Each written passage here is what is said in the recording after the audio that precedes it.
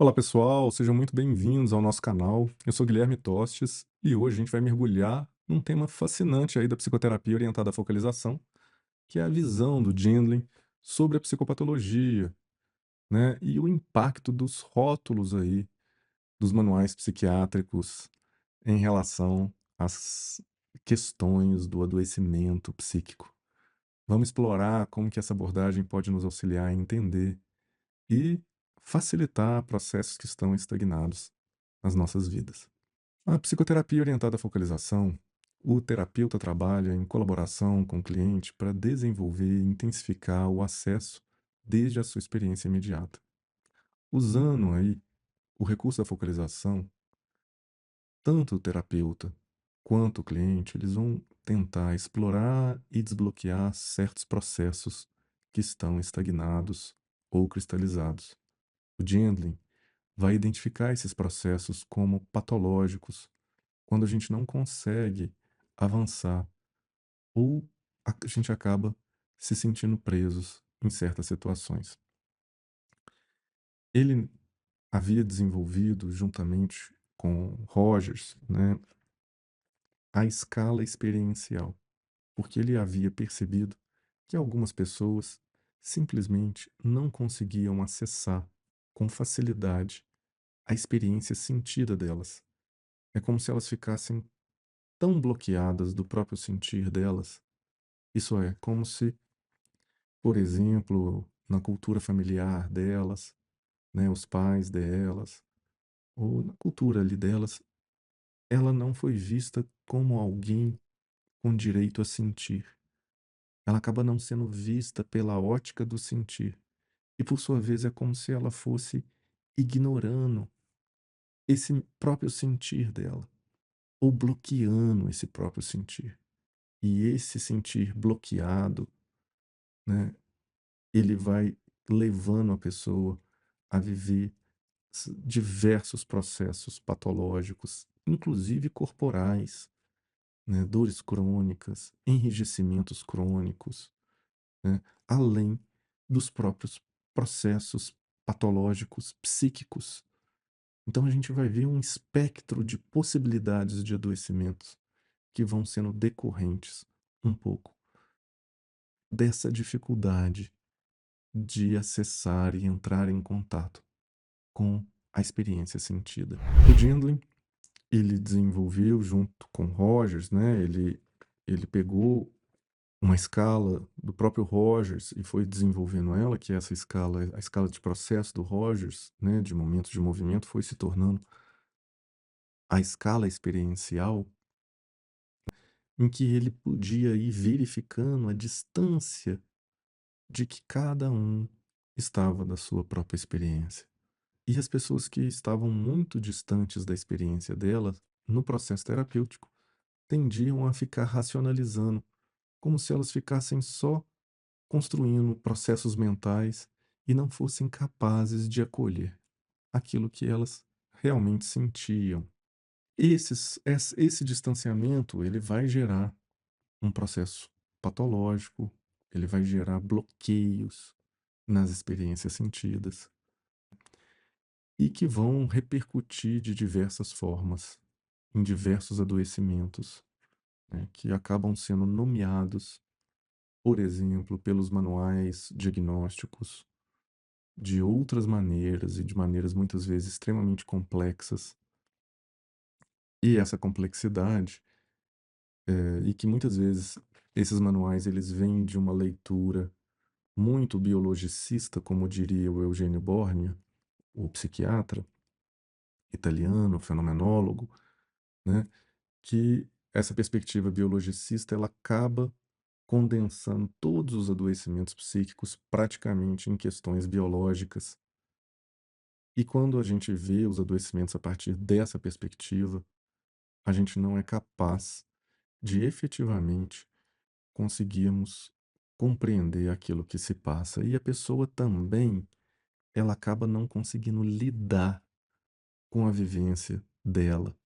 Então, quando a gente coloca a leitura do adoecimento só no campo do biológico, ela acaba precisando a psicoterapia, a reflexão sobre a vivência dela fica basicamente em perceber, por exemplo, gatilhos e tudo mais, mas não em entrar em contato efetivamente com aquilo que se passa ali. A proposta, por exemplo, da psicopatologia fenomenológica é tentar entender um pouco aquilo que se passa ali. Que, e essa leitura fenomenológica está presente também no pensamento do Gindlin, que vai buscando compreender a experiência na profundidade dela. E isso é muito diferente de uma leitura simplesmente pelos rótulos dos manuais diagnósticos. O Gindlin, ele nos convida a vermos a pessoa além dos sintomas e a entender que muitas vezes aqueles sintomas são bloqueios, né? E esses bloqueios, eles são oportunidades para o crescimento e para a mudança. Então, por meio da focalização, o cliente, ele é guiado a sentir e a expressar suas sensações corporais, permitindo que novas possibilidades aí possam emergir. E um ponto essencial da abordagem do Gindlin é essa forma que ele vai compreender a psicopatologia, porque ao invés dele ver os problemas psicológicos como conteúdos negativos internos, ele os percebe como expressões de relações problemáticas, né? Porque para ele o ponto é uma interação. Em outras palavras, o adoecimento ele é interacional. Ele não é simplesmente algo interno, circunscrito à pessoa, porque a pessoa não está desligada do contexto de vida dela. Então, por exemplo, se alguém tem uma frustração num relacionamento, essa frustração ela não vai residir simplesmente dentro da pessoa, mas é também uma natureza do próprio relacionamento que está sendo um pouco frustrante. Então, o Gindlin, ele propõe que trabalhar essa frustração não envolve apenas uma introspecção, mas também uma reconfiguração da própria relação com a outra pessoa, ou a reconfiguração dessa relação que a pessoa tem interna ali. E isso vai mudando a perspectiva de tratar a psicopatologia de uma abordagem que é mais individual para uma abordagem mais relacional. O Gentling não era muito favorável a rotular as pessoas, como pode ocorrer, por exemplo, nos próprios manuais psiquiátricos, como a gente já falou, né, no DSM, né, na CID. Ele acreditava que os rótulos, eles muitas vezes limitavam a compreensão da experiência de cada pessoa. Os manuais, muitas vezes, eles tendem a categorizar e acabam, infelizmente, estigmatizando, enquanto a abordagem do Gindlin busca entender a pessoa na totalidade e na complexidade dela. Então, para o Gindlin, cada pessoa é um ser ali em constante mudança, e suas dificuldades não podem ser capturadas por um diagnóstico simplesmente fixo.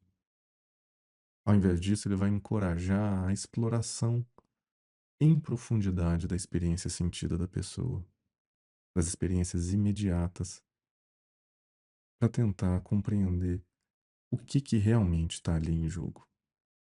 Então, a proposta psicoterapêutica do Gindlin é uma abordagem centrada na pessoa que experiencia. Ele enfatiza que a interação prioriza o cliente deve ser aí a fundação sobre a qual todas as demais interações são moldadas, né? A relação terapêutica, ela é fundamental para criar um espaço seguro, onde o cliente possa explorar suas sensações e desbloquear os processos que muitas vezes estão estagnados, né? Entender aí com profundidade essa abordagem é essencial para que seja possível utilizar todo o potencial terapêutico que ela tem a oferecer. Então, na visão de Gindlin sobre a psicopatologia, né, a gente vai ser convidado a ir além dos manuais diagnósticos, olharmos para a vivência de uma maneira muito mais profunda, de uma forma muito semelhante ao que a gente vê na psicopatologia fenomenológica.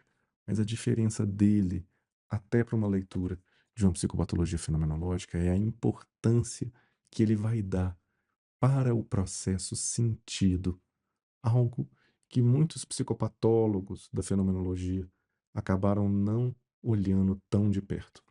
A gente vai ver uma aproximação disso com autores mais contemporâneos, como, por exemplo, Thomas Fuchs, que, ao refletir, por exemplo, sobre a temporalidade da experiência ou sobre a microestrutura da temporalidade, da vivência temporal, ele ajuda e traz à tona certos processos que se assemelham muito, por exemplo, a práticas como a focalização, né?